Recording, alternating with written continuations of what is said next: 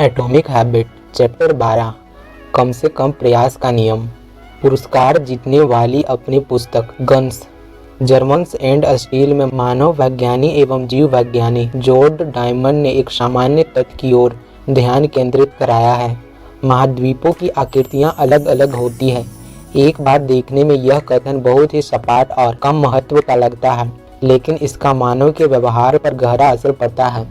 America की प्राथमिक धुरी उत्तर से दक्षिण तक चलती है, यानी उत्तर और दक्षिण अमेरिका का भूभाग विस्तृत और मोटा होने के बजाय लंबा और पतला होता है। यही बात आम तौर पर अफ्रीका के लिए भी सच है।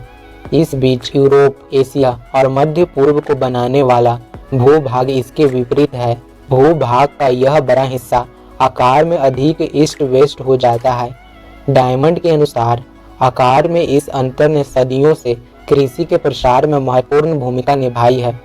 जब कृषि दुनिया भर में फैलने लगी तो किसानों को उत्तर दक्षिण की तुलना में पूर्व पश्चिम मार्गों से विस्तार करने में आसानी हुई। इसका कारण यह है कि एक ही अक्षांश के साथ स्थितियां, जलवायु, सूर्य के प्रकाश और वर्षा की मात्रा और मौसम के परिवर्तन में समान होती है। इन कारकों ने यूरोप और एशिया में किसानों को कुछ फसलों को घरेलू बनाने और फ्रांस से चीन तक के भूभाग पर उन्हें उगाने की गुंजाइश दी। तुलनात्मक रूप से उत्तर से दक्षिण की ओर यात्रा करते समय जलवायु में बहुत भिन्नता होती है। जरा सोचिए, कनाडा के मुकाबले फ्लोरिडा में मौसम कितना अलग है। आप दुनिया के सबसे प्रतिभाशाली किसान हो सकते हैं, लेकिन इससे आपको कनाडा की सर्दियों में फ्लोरिडा के संतरे उगाने में मदद नहीं मिलेगी। बर्फ मिट्टी का कमजोर विकल्प है। उत्तर दक्षिण मार्गों पर फसलों के विस्तार के लिए जब भी जलवायु में बदलाव हो, तब किसानों को नए पौधों को खोजना और उन्हें घरेलू बनाना होगा। मानवीय व्यवहार का स्वरूप यूरोप और एशिया की प्राथमिक दूरी पूर्व पश्चिम है। अमेरिका और अफ्रीका की प्राथमिक दूरी उत्तर दक्षिण है। इसकी वजह से यूरोप और एशिया की तुलना में अमेरिका की जलवायु में उतार चढ़ाव की विस्तृत श्रृंखला चलती है। परिणाम स्वरूप यूरोप और एशिया भर में कृषि लगभग दोगुनी तेजी से फैली, जितना कि कहीं अन्य नहीं। सैकड़ों या हजारों वर्षों में किसानों के व्यवहार पर्यावरण के अवरोधों से बंधे थे। इसके परिणाम स्वरूप यूरोप और एशिया में अमेरिका की तुलना में कृषि 2 से 3 गुना तेजी से फैल गई। सर्दियों के दौरान इस छोटे से अंतर का बहुत बड़ा प्रभाव पड़ा। खाद्य उत्पादन में वृद्धि से अधिक तेजी से जनसंख्या वृद्धि हुई। अधिक लोगों के साथ ये संस्कृतियां सुदृढ़ सेनाओं का निर्माण करने में सक्षम थी और नई प्रौद्योगिकियों को विकसित करने के लिए बेहतर रूप से सुसज्जित थी। परिवर्तन छोटे रूप में शुरू हुए। एक फसल जो थोड़ी दूर तक फैल गई, एक आबादी जो थोड़ी तेजी से बढ़ गई, लेकिन समय के साथ ये पर्याप्त अंतर में तब्दील हो गए।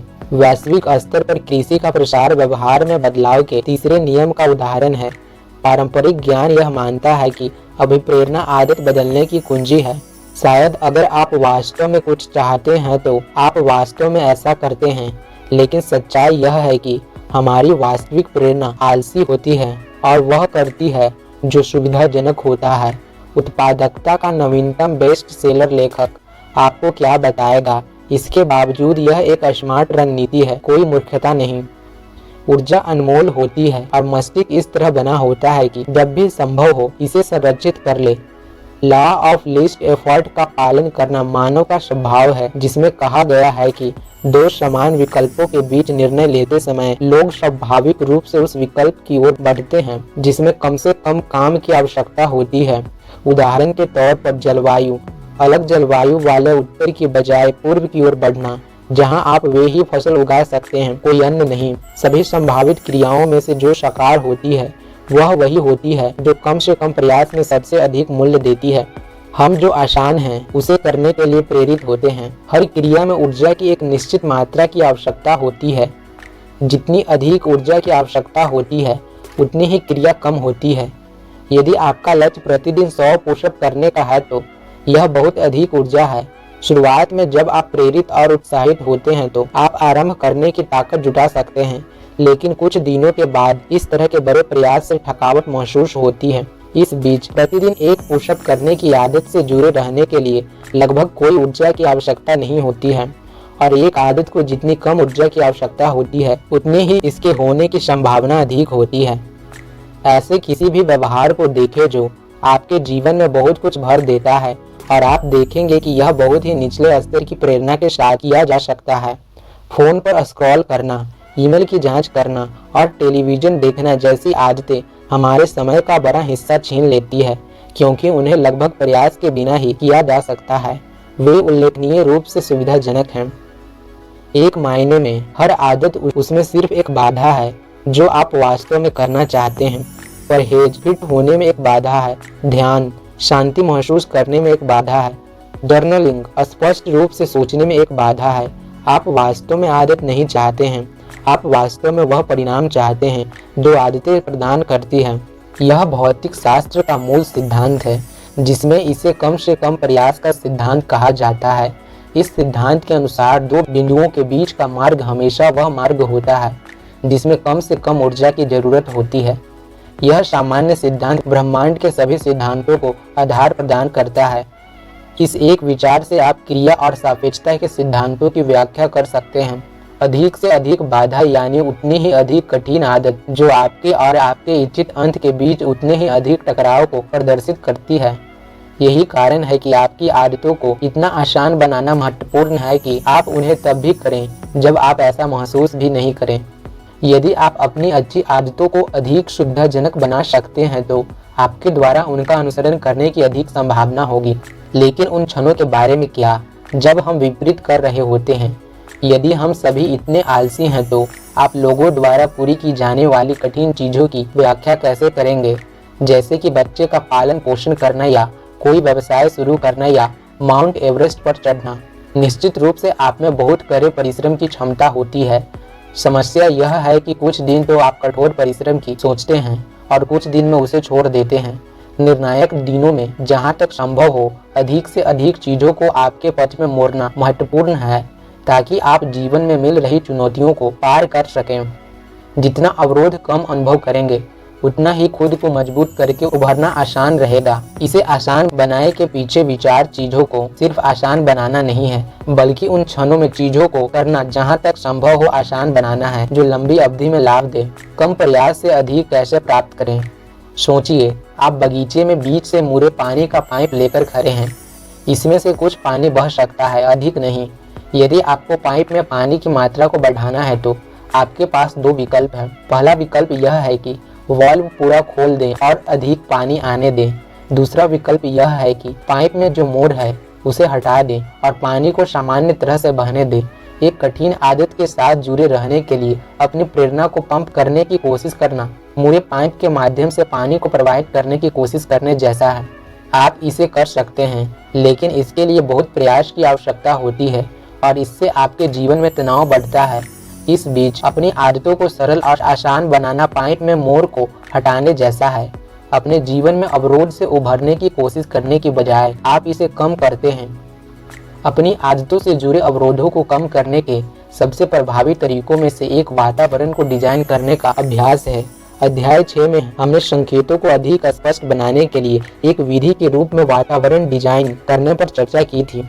लेकिन आप कार्यों को आसान बनाने के लिए अपने वातावरण को भी अनुकूल बना सकते हैं। उदाहरण के लिए, एक नई आदत का अभ्यास करने का निर्णय लेते समय ऐसी जगह चुनना सबसे अच्छा होता है जो पहले से ही आपकी दिनचर्या का मार्ग है। आदतें बनाना तब आसान होता है जब वे आपके जीवन के प्रवाह में फिट होती है। यदि जिम आपके काम पर जाने के रास्ते में है तो आपके जिम जाने की अधिक संभावना है, क्योंकि आपकी जीवन शैली में बहुत अधिक अवरोध नहीं होता है। तुलनात्मक रूप से यदि जिम आपके सामान्य रास्ते से दूर है, यहाँ तक कि कुछ ब्लॉक दूर, तो अब आप वहाँ पहुँचने के लिए अपने रास्ते से हट रहे होते हैं। शायद और भी ज़्यादा प्रभावी आपके घर या कार्यालय के भीतर अवरोध को कम करना होता है। बहुत बार हम उच्च अवरोध वाले वातावरण में आदतों को शुरू करने की कोशिश करते हैं। हम दोस्तों के साथ डिनर के लिए बाहर जाते समय एक सख्त आहार का पालन करने की कोशिश करते हैं। हम एक अराजक घर में किताब लिखने की कोशिश करते हैं। हम ध्यान भंग करने से भरी सामग्री वाले स्मार्टफोन का उपयोग करते समय ध्यान केंद्रित करने की कोशिश करते हैं। यह इस तरह से नहीं होगा। हम अवरोध के बिंदुओं को हटा सकते हैं जो हमें जकड़े रहते हैं। यह ठीक वैसा ही है जैसा कि 1970 में जापान में इलेक्ट्रॉनिक्स निर्माताओं ने करना शुरू किया था। न्यूयॉर्क में बेटर ऑल द टाइम शीर्षक से छपे आलेख में जेम्स रोविकी लिखते हैं, जापानी कंपनियों ने लीन प्रोडक्शन पर जोर दिया। उन्होंने लगातार उत्पादन की समस्त प्रक्रिया से हर तरह के नुकसान को खत्म किया। इसके लिए काम के स्थान को फिर डिजाइन किया गया ताकि कर्मचारी मुड़ मुड़कर औजारों तक पहुंचने में भी अपना समय नष्ट न कर सकें। इसके फलस्वरूप जापानी कारखानों में क्षमता बढ़ गई और जापानी उत्पाद अमेरिकी उत्पादों के मुकाबले ज़्यादा बेहतर माने गए। 1974 में अमेरिका में बने कलर टेलीविज़न के लिए सर्विस कॉल्स जापान में बने टेलीविज़न के मुकाबले 5 गुना ज़्यादा होते थे। 1989 तक आते आते अमेरिकी कर्मचारी अपने सेट्स को असेंबल करने में 3 गुना समय लेते थे। मैं इस रणनीति को कुछ घटाकर कुछ प्राप्त करना चाहूँगा। जापानी कंपनियों ने निर्माण प्रक्रिया में हर बिंदु पर आने वाले अवरोधों को देखकर उनको हटाया। जैसे ही उन्होंने समय नष्ट करने वाले अवरोधों को कम किया, उनके ग्राहक और राजस्व दोनों ही बढ़ गए। इसी प्रकार से जब हम अवरोध के बिंदुओं को हटा देंगे तो हमारा समय और ऊर्जा दोनों बचेंगे और कम कोशिश में हम अधिक हासिल कर सकेंगे। यही कारण है कि साफ रहने से हमारे मन को अच्छा लगता है। हम एक साथ आगे बढ़ रहे होते हैं तथा उस संज्ञात्मक भार को कम कर रहे होते हैं जो वातावरण हम पर डालता है। यदि आप आदत बनाने वाले अधिकांश उत्पादों की ओर देखें तो पता लगेगा कि उत्पाद और सेवाएं आपके जीवन से अवरोधों को कुछ हद तक हटाते हैं। खाने के डिलीवरी की सेवा से किराना खरीदने की मशक्कत नहीं रहती। डेटिंग ऐप्स से सामाजिक परिचय की मोहताजी नहीं रहती। राइड शेयरिंग सेवा से पूरे शहर में घूमने की परेशानी नहीं रहती। टेक्स्ट मैसेज भर से मेल पर पत्र भेजने से मुक्त हो जाते हैं। जैसे जापानी टीवी निर्माताओं ने अपने काम करने के स्थान को फिर से बनाया ताकि नुकसान नहीं हो, वैसे ही सफल कंपनियां अपने प्रोडक्ट्स डिजाइन कर उन्हें यंत्रवत बनाती है। जितना संभव हो सके कई पड़ावों को हटा देती है या फिर उन्हें सरल बना देती है। सफल कंपनियां हर स्तर पर अवरोधों को कम करती है, जैसे फॉर्म भरने की प्रक्रिया और अकाउंट बनाने की प्रक्रिया। वे अपने उत्पादों के साथ आसानी से समझ में आने वाले निर्देश देते हैं तथा उपभोक्ताओं से कम विकल्प पूछती है। जब सबसे पहले आवाज़ से सक्रिय होने वाले स्पीकर बाजार में आए थे, यानी गूगल होम, अमेजॉन इको और एप्पल होम पॉड जैसे उत्पाद, तो मैंने एक मित्र से पूछा था कि वह उस उत्पाद के बारे में क्या पसंद करता है जिसे उन्होंने खरीदा था। उन्होंने कहा कि फ़ोन को निकालने, म्यूजिक ऐप खोलने और प्ले लिस्ट चुनने के बजाय प्ले कंट्री म्यूजिक कहना आसान लगता है। बेशक कुछ साल पहले स्टोर तक ड्राइविंग करने और सीडी खरीदने की तुलना में आपकी जेब में संगीत तक असीमित पहुंच होना उल्लेखनीय रूप से अवरोध रहित व्यवहार था। कोई भी व्यवसाय उसी परिणाम को ज़्यादा आसान तरीके से देने की अनंत खोज है। इस तरह की रणनीतियों को सरकारें द्वारा प्रभावी ढंग से इस्तेमाल किया गया है। जब ब्रिटिश सरकार कर संग्रह दरों में वृद्धि करना चाहती थी तो उन्होंने नागरिकों को एक वेब पेज पर भेजने से रोक दिया जहां पर फॉर्म को डाउनलोड किया जा सकता था। इसकी बजाय नागरिकों को सीधे फॉर्म से लिंक कर दिया गया। इस प्रक्रिया में एक कदम कम करने से प्रतिक्रिया की दर 19.2% से बढ़कर 30.4% हो गई। ब्रिटेन जैसे देश के लिए ये प्रतिशत अंक राजस्व में करोड़ों का प्रतिनिधित्व करते हैं। केंद्रीय विचार एक ऐसा वातावरण बनाना है जहां सिर्फ काम करना जितना संभव हो उतना आसान हो सके। बेहतर आदतों के निर्माण की अधिकांश लड़ाई हमारी अच्छी आदतों से जुड़े अवरोध को कम करने और बुरी आदतों से जुड़े अवरोध को बढ़ाने के तरीकों को खोजने पर आधारित है। वातावरण को भविष्य में उपयोग के लिए सुरक्षित करें। ओसवाल्ड नकोल्स मिसिसिपी के नॉर्थ चेज के IT डेवलपर वे ऐसे शख्स हैं जो आगे की कार्रवाई के लिए वातावरण का इस्तेमाल करने की शक्ति को समझते हैं। नकोल्स ने अपनी सफाई की आदतों में एक रणनीति को समाविष्ट किया जिसे उन्होंने कमरे को रीसेट करना कहा। उदाहरण के लिए, जब वे टीवी देखना समाप्त करते हैं तो वे रिमोट को फिर टीवी स्टैंड पर रख देते हैं, सोफे पर तकिए को व्यवस्थित करते हैं और कंबल की तह करते हैं। जब वे अपनी कार छोड़ते हैं तो उसमें पड़े किसी भी कूड़े को फेंक देते हैं। जब वे शावर लेते हैं तो उस समय टॉवल को साफ करते हैं। जब शावर गर्म हो रहा होता है वे लिखते हैं। जब आप शावर में स्नान करते हैं तो उससे पहले टॉवल को साफ करना इस काम का सटीक समय होता है। प्रत्येक कमरे को रीड सेट करने का उद्देश्य केवल पिछली कार्रवाई के बाद सफाई करना नहीं है, बल्कि इसे अगली कार्रवाई के लिए तैयार करना है। नकोल्स लिखते हैं, जब मैं कमरे में जाता हूँ तो हर वस्तु अपने स्थान पर रखी मिलती है, क्योंकि मैं हर दिन हर कमरे में ऐसा करता हूँ। इससे सामान भी सलामत रहता है। लोग सोचते हैं कि मैं परिश्रमी हूँ, लेकिन वास्तव में मैं आलसी हूँ। मैं अति सक्रिय आलसी हूँ, क्योंकि ऐसा कर लेने से आपको आगे बहुत समय मिलता है। जब भी आप अपने इच्छित उद्देश्य के लिए एक स्थान को व्यवस्थित करते हैं तो आप इसे अगली कार्रवाई को आसान बनाने के लिए इस्तेमाल कर रहे होते हैं। मिसाल के तौर पर मेरी पत्नी ग्रीटिंग कार्ड्स का एक बक्सा रखती है जो जन्मदिन, सहानुभूति, शादी, ग्रेजुएशन आदि मौक़ों के हिसाब से वर्गीकृत होते हैं। जब भी आवश्यक होता है वह एक उपयुक्त कार्ड निकालती है और उसे भेज देती है। वह कार्ड भेजना याद रखने के मामलों में अविश्वसनीय रूप से अच्छी है, क्योंकि उसने ऐसा करने का अवरोध कम कर दिया है। सालों तक मैं इसके विपरीत था। किसी के यहाँ बच्चे का जन्म होता और मैं सोचता कि मुझे कार्ड भेजना चाहिए, लेकिन फिर सप्ताह बीत जाते और जब तक मुझे स्टोर पर जाकर कार्ड लेने की याद आती तब तक बहुत देर हो चुकी होती थी। वह आदत आसान नहीं थी। अपना वातावरण ठीक करने के कई तरीके होते हैं ताकि उसका तत्काल उपयोग किया जा सके। यदि आप सेहतमंद नाश्ता बनाना चाहते हैं तो कढ़ाई चूल्हे पर चढ़ाइए, कुकिंग स्प्रे को काउंटर पर सेट करके रखें और कोई भी ऐसी प्लेटें और बर्तन लें जिसकी ज़रूरत आपको एक रात पहले पड़ेगी। जब आप उठेंगे तो नाश्ता तैयार करने में आसानी होगी। अधिक ड्राइंग करनी है। अपनी पेंसिलें, पेन, नोटबुक्स और ड्राइंग टूल को अपने डेस्क पर इस प्रकार रखिए कि पहुंच में रह सके। व्यायाम करना चाहते हैं, वर्कआउट के कपड़े, जूते, जिम बैग और पानी की बोतल पहले से रख लीजिए। डाइट सुधारना चाहते हैं, बहुत से फल, सब्जियां सप्ताह के अंत में ही काट कर रख लें। उन्हें एक बर्तन में रख लीजिए ताकि आप आसानी से सेहतमंद रह सके और पूरे सप्ताह आपको तैयार सामग्री के विकल्प मिल सके। ये सरल तरीके हैं जिनसे अच्छी आदत को न्यूनतम प्रतिरोध का मार्ग बनाया जा सकता है। आप इस सिद्धांत को उल्टा भी कर सकते हैं और बुरे व्यवहारों को कठिन बनाने के लिए वातावरण का इस्तेमाल कर सकते हैं। उदाहरण के लिए, यदि आप बहुत अधिक टीवी देख रहे हैं तो प्रत्येक उपयोग के बाद इसे अनप्लग कर दें। प्लग वापस सिर्फ तभी लगाएं जब आप उस शो का नाम जोर से बोल सकें जो आप देखना चाहते हैं। यह सेटअप व्यर्थ टीवी देखने से आपको रोकने के लिए पर्याप्त अवरोध बनाता है। यदि यह तरीका काम नहीं करता है तो आप इसे एक कदम और आगे ले जा सकते हैं। टेलीविज़न को अनप्लग करें और प्रत्येक उपयोग के बाद बैटरी को रिमोट से बाहर निकालें, क्योंकि इसे वापस चालू करने में अतिरिक्त 10 सेकंड लगते हैं। और यदि आप वास्तव में पक्के हैं तो टेलीविज़न को प्रत्येक उपयोग के बाद लिविंग रूम से बाहर कोठरी में स्थानांतरित कर दें। आप यह सुनिश्चित कर सकते हैं कि आप इसे तभी निकालेंगे जब आप वास्तव में कुछ देखना चाहते हैं। जितना ज़्यादा अवरोध होगा, आदत की संभावना उतनी ही कम होगी। जब भी संभव होता है मैं अपना फ़ोन दोपहर के भोजन तक एक अलग कमरे में छोड़ देता हूँ।